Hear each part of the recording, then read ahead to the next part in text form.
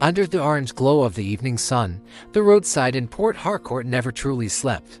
Motorcycles buzzed past, buses honked impatiently, and the smell of fried plantain drifted through the humid air.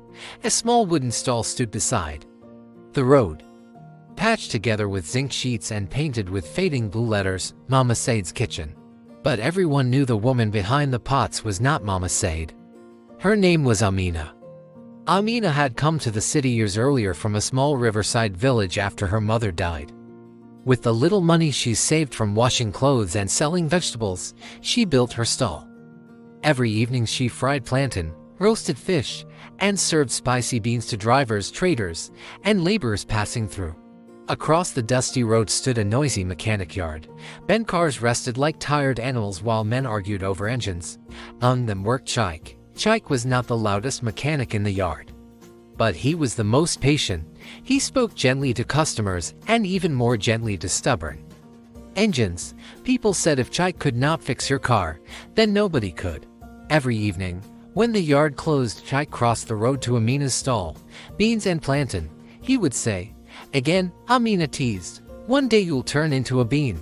And one day, he replied with a grin, "You'll raise the price."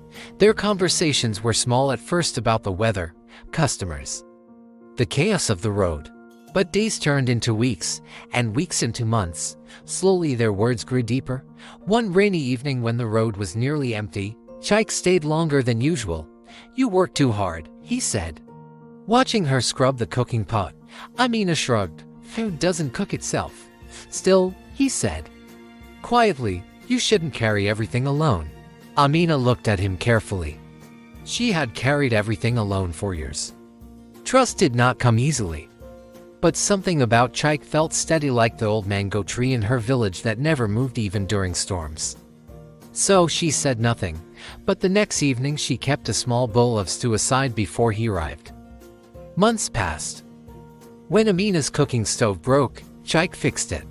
When Chaik struggled to pay for a new wrench set, Amina quietly packed extra food for him so he wouldn't spend money on dinner. They were not rich, not even close, but little by little, life changed.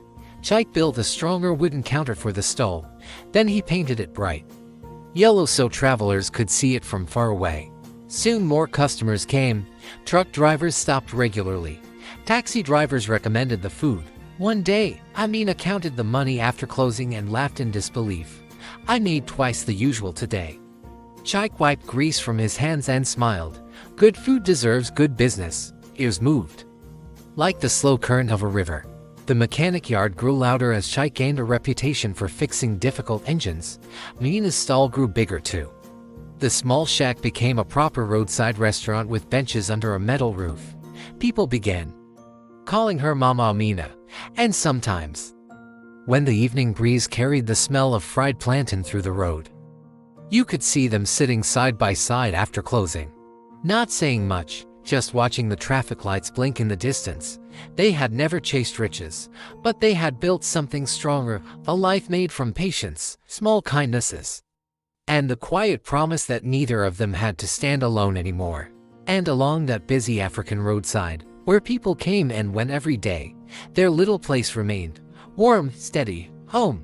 Like, subscribe, and follow for more.